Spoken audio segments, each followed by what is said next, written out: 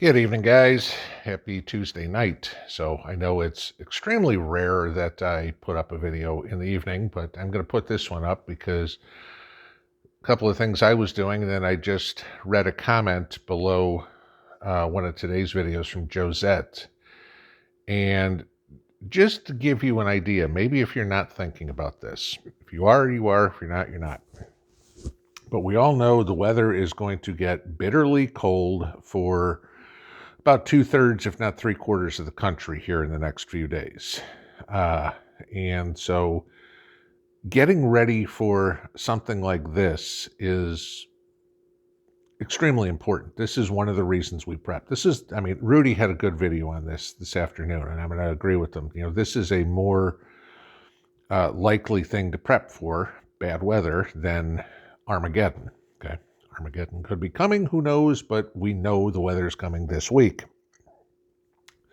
So I went around this afternoon. I made sure my backup heater worked, and Mrs. P's like, "Why are you running the heater?" And I'm like, "Okay, I want to make sure all the dust is off of the heating element, make sure it runs, whatever, burn off any of that dust."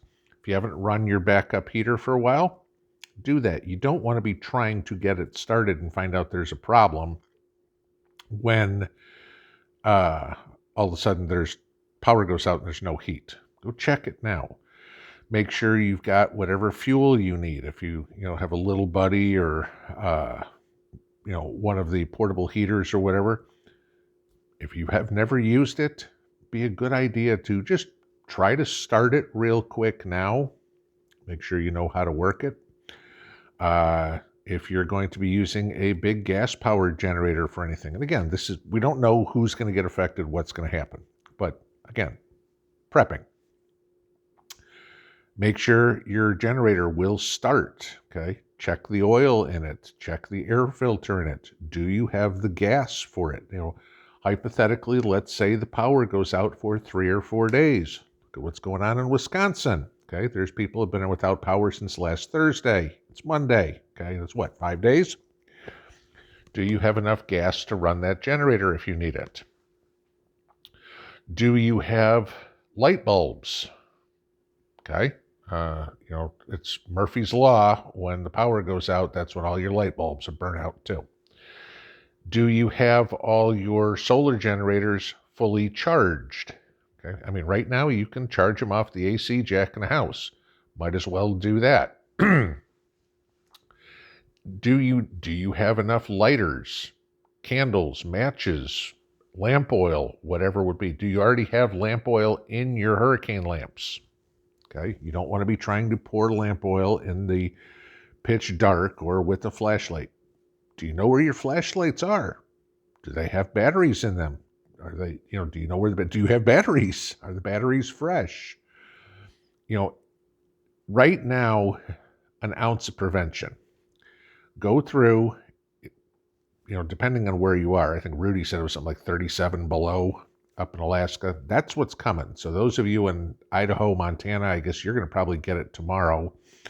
And then the Central Plains are going to get it on Wednesday. And those of us in the South and the Ohio Valley are going to get it on Thursday. For me, it's supposed to be 50 degrees on Thursday and 10 degrees Thursday night. And it's supposed to be just brutal frigid, not Rudy's frigid, but for Tennessee, brutal frigid on Friday or on Thursday. Go through and check all your stuff. Make sure it's good. Depending on where you are, you might want to have some sort of heat around pipes, especially the pipes that are on outside walls. You can give you ideas on how to do things. If it gets cold and you've got some sort of backup heat, make sure you open the cabinet doors underneath your kitchen sink, your bathroom sinks, or whatever, so heat can get in there and keep the pipes from freezing. This is one everybody knows. If we get bad enough, put your faucets on a drip. So you have constant water flow. Moving water won't freeze until you get ridiculously frigid, okay? And none of us are supposed to get that cold. Yes, I know you can throw boiling water up sometime and it'll come down frozen. Sure, all right. we're not supposed to get that bad for most of the country.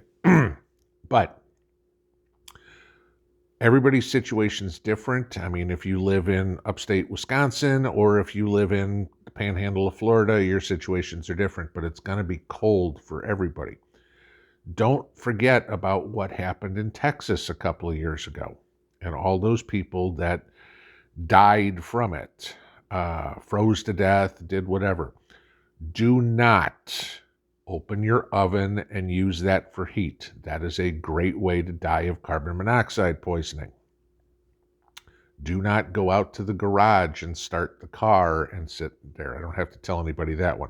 If you need to warm up, pull the car out in the driveway, crack the window a little bit, and sit there in the car. That's fine. Make sure you have communication. We don't know. Cell phone towers could go down, depending on where you are, guys, and how cold it is. A lot of communication could be gone. Have a crank radio. Right? I mean, I've showed you little crank radios I got for like $10. Okay, if you got something like that, but at least have a radio with batteries in it or something, that you can get a weather broadcast if need be. It doesn't take much to knock out the power. For where I am right now, we don't know. Some of the models, watching Ryan Hall and looking at the Weather Channel and paying attention to what's going on. Some of the weather patterns say that I'm going to get a bunch of snow. Some of the weather patterns say, the models say that the snow is going to stay up in Kentucky and north of me. What everything pretty much agrees on is I'm going to get some sort of moisture, whether it's snow or rain. I actually hope it's snow, not because I want a white Christmas, though that would be nice. But if it's rain and it's cold, then I get freezing rain. And sure, nobody's going to drive in freezing rain, but freezing rain is the worst because that's what sticks to trees. And there's a lot of trees around here and a lot of overhead power lines, and those trees can't handle the weight of the ice on them. And those tree branches come down and they go right through power lines. A lot of people are going to see power outages here during Christmas. I mean, I think I told you last year, Mrs. P and I were opening up Christmas presents by lantern light because the power went out at 6 o'clock on Christmas Eve. That's a possibility this year, but hopefully y'all are prepped enough so you have something in the way of light, but most certainly something in the way of heat. At a worst case scenario, guys, have a little buddy heater. Go to Walmart, you can still get them. They've still got them. They're under $100. Get a couple of cans of propane. If you can get the adapter and put it on a barbecue grill, 20-pound tank of propane, that's even better. Okay, but if you've got little space heaters, that's fine and dandy. But if the power goes out, you got to have something to run those off of. If you've got a gas generator, just make sure you keep it far away from the house. Do not bring gas generators in the house. Do not bring gas generators in the garage. Keep those well away from the house. Have yourself some 100-foot extension cords. Run the power to your space heater. And do not leave the space heater on overnight. Last thing anybody wants to find out on Christmas, last thing I want to hear next Tuesday on a live stream is so-and-so died over the weekend.